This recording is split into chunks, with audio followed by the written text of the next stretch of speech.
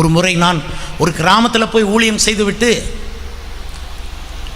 ராத்திரி 10 மணி ஆயிட்டு சைக்கிளில் அப்படி வர்றேன்.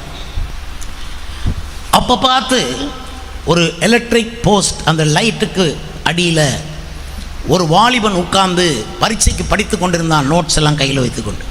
Student, college student. சைக்கிளை நிறுத்தினேன், அவன் கிட்ட போனேன். தம்பி பேர் என்னன்னு கேட்டேன். அவர் சொன்னார், என் பேர் ராமன் என்று. சரி ராமன், இயேசு நல்லவர், இயேசு ரொம்ப ரொம்ப நல்லவர், அவர் உங்களுக்காக பாடுபட்டார், சிலுவை சுமர்ன்னு சொல்லி இயேசுவின் சுவிசேஷத்தை நான் ரொம்ப உருக்கமாக சொல்கிறேன்.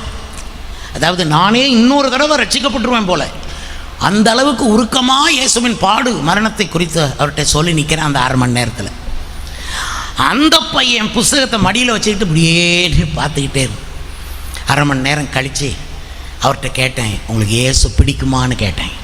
அவன் தலையை அசைச்சான். எனக்கு ரொம்ப சந்தோஷம். 2வது கேள்வியை கேட்டேன், அப்படியானா நாளைக்கு அங்கே சர்ச்சிற்கு வருவீங்களா? அதுக்கும் தலையை அசைச்சான். உடனே நான் சொன்னேன், சர்ச்சுன்னு உடனே பெரிய பெரிய கோபுரம் இருக்கிற இடத்துக்கு போகாதீங்க, அந்த தெருவில் ஒரு வீட்டில் டும்மு டும்மு டும்மு டும்முன்னு சவுண்டு கேட்கும், அதுதான் சர்ச்.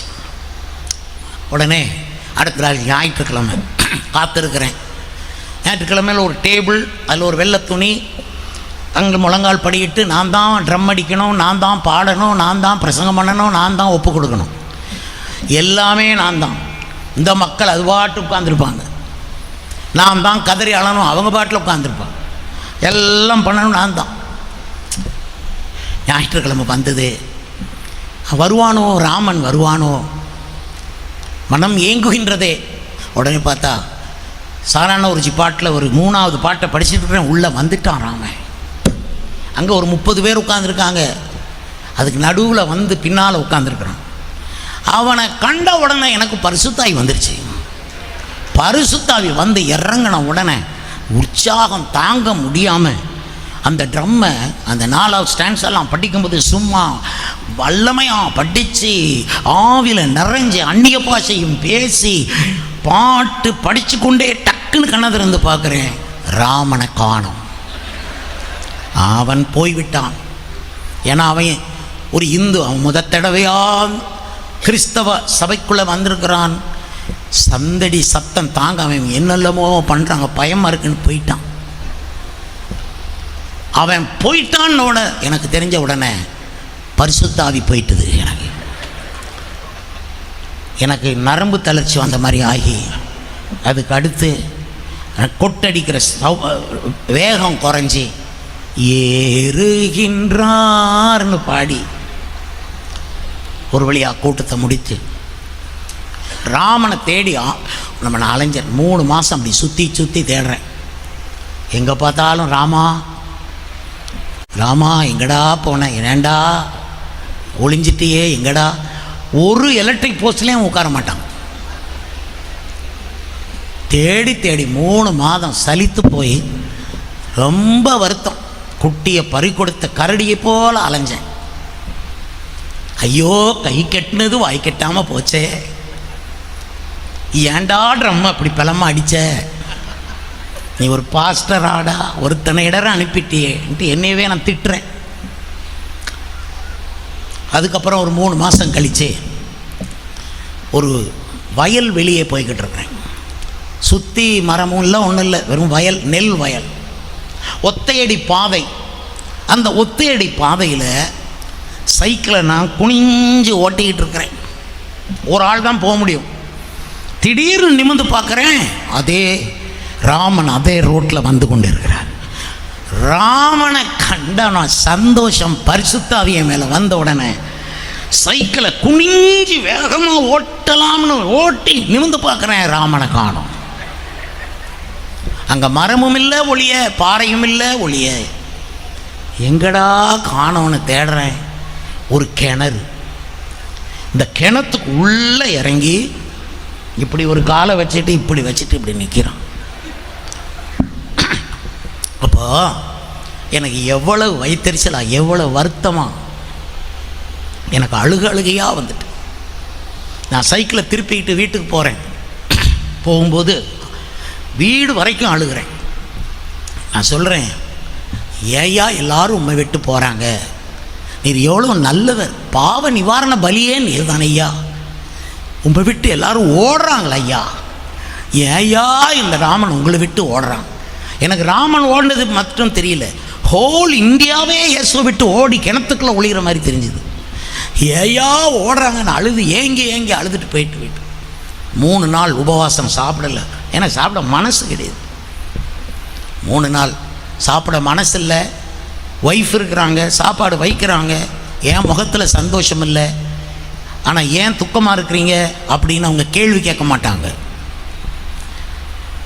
ஏனென்றா அவங்களுக்கு தெரியும், எல்லாம் தெரியும் அவங்களுக்கு. அதனால் கேள்வி கேட்டு, கணவர்கிட்ட கேள்வி கேட்டு நச்சரிக்க மாட்டாங்க. 3 நாள் உபவாசம் முடிந்து நான் உபவாசம் முடித்தாச்சு. கொஞ்சம் காய்கறி வாங்கிட்டு வாங்கன்னு எங்கள் அம்மா, வீட்டுக்காரம்மா சொன்னாங்க. பாஸ்டர் அம்மா, மார்க்கெட்டுக்கு போனேன். அப்போ ரொம்ப காசெல்லாம் கிடையாது, சின்ன அளவில் குமிச்சு வச்சுருப்பாங்க. கத்திரிக்காய், தக்காளி பழம் 5-6 எடுத்து பேக்கில் போட்டு நிமிர்றேன். இங்கே நிற்கிறான் ராமன். நேருக்கு நேர் என்கவுண்டர், சந்திப்பு, முகத்துக்கு முகம் சந்திப்பு. அவனை கண்ட உடனே என் கையில் பேக் கீழே விழுந்துட்டு அவனை பார்த்து கண்ணீர் வருது.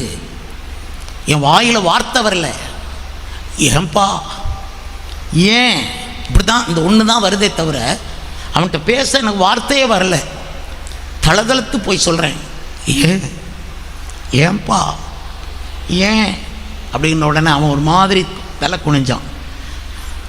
நாளைக்காவது வருவியா, ஞாயிற்றுக்கிழமை வருவியா? வாரேன்னா உடனே சந்தோஷமாக போயிட்டேன். அடுத்த நாள் ஞாயிற்றுக்கிழமை அந்த ட்ரம் எடுத்து வச்சுக்கிட்டேன். முதலையே ஆண்டர்கிட்ட ஜெபம் பண்ணேன். கெஞ்சி கேட்கிறேன், பரிசுத்தாவி கொடுக்காதீங்க. ராமன் அண்ணா தயவுசெய்து பரிசுத்தாய் தர வேண்டாம், என்னை காப்பாற்றுங்கன்னு சொல்லி ஜெபம் பண்ணிட்டு பாட்டு படிக்க ஆரம்பிக்கிறேன். 2 அடி 3 அடி பாடுறேன். ராமன் உள்ளே வந்துட்டான். நான் சொல்லிட்டேன், ஆண்டவர் ப்ளீஸ் ப்ளீஸ் ப்ளீஸ் என்னை நிரப்ப வேண்டாம். வருது அந்நிய பாஷை வருது. No no no no no no நான் வேண்டாம். தீர்க்கதரிசியின் ஆவி தீர்க்கதரிசிக்கு அடங்கி இருக்கும், வர வேண்டாம், இப்போ நிறுத்து. மெதுவாக அழகாக பாடி, சுமாராக பாடி, சபையார் வல்லமை பெறுறாங்களோ இல்லையோ அதை பற்றி எனக்கு கவலை இல்லை. அமைதியாக என்னத்தெல்லாமோ பண்ணி ஒரு பிரசங்கம் பண்ண அந்த மனுஷன் அதில் ரட்சிக்கப்பட்டான். ராமன் அந்த கூட்டத்தில் ரட்சிக்கப்பட்டு அதுக்கப்புறம் சில நாளில் ஞானஸ்நானம் கொடுக்கும்போது சார்ல்ஸ்னு பேரை வச்சு ஞானஸ்நானம் கொடுத்து, கிட்டாரில் ஸ்கேல்லாம் எப்படி எல்லாம், நான் கிட்டார் நிறைய வாசித்து இசை அமைப்பாளராக இருப்பேன். அப்போ அவனுக்கு மியூசிக்கெல்லாம் சொல்லி கொடுத்து தெருக்களில் போய் பிரசங்கம் பண்ணி, சிவகங்கை, காரைக்குடி, புதுக்கோட்டை, தேவக்கோட்டை இந்த ஏரியாலெல்லாம் நாங்கள் பிரசங்கம் பண்ணி பிறகு வட இந்தியா அனுப்பிவிட்டேன். உத்தரப்பிரதேசத்தில் இப்போ அவர் மையம் கொண்டு பெரிய சபையை கட்டி, வேதாகம கல்லூரியை கட்டி, அவருக்கு கீழே 120 மிஷனரிகள் அங்கே இருக்கிறாங்க. இது இந்த சரித்திரத்தை நீண்ட நிலைமையில் நான் சொல்ல காரணம், நீங்கள் ஒரு ஆத்மாவுக்கு நீங்கள் எடுக்கிற நேரம் அது பெரிய ஊழியத்தை உங்களுக்கு கொடுக்கும் என்பதை மறக்காதீங்க. ஒரு ஆத்மாவையும் அசட்டை பண்ணாதீங்க. யாருக்குள்ள எந்த தீபம் எரிகிறது என்று உங்களுக்கு தெரியாது. நீங்கள் உங்களுக்கு தேவனுடைய ஆவியானவர் தேவை. அவர்தான் யாருக்குள்ள எந்த தீபம் எரிகிறது, யாருக்குள்ளே ஒரு பலிபீடத்து அக்கினி இருக்கிறது என்பதை கண்டுபிடிக்க பரிசுத்த ஆவியானவர் உங்களுக்கு வெளிப்பாடு தான் கொடுக்கணும்.